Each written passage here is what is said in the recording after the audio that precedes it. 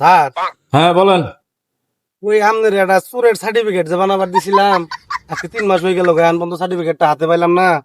হয় মিয়া, আপনি 3 মাসে কি আর 6 মাসে কি?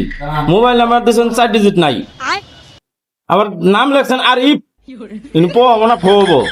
আপনি তো দাদা মূর্খ এবং সুর ইনু চুরি। ওরে স্যার চুরি করতে করতে ওটা এখন রগে রগে গেছে কেন মনে না চাইলে ওটা মনে অজান্তে চুরি হয়ে যায়।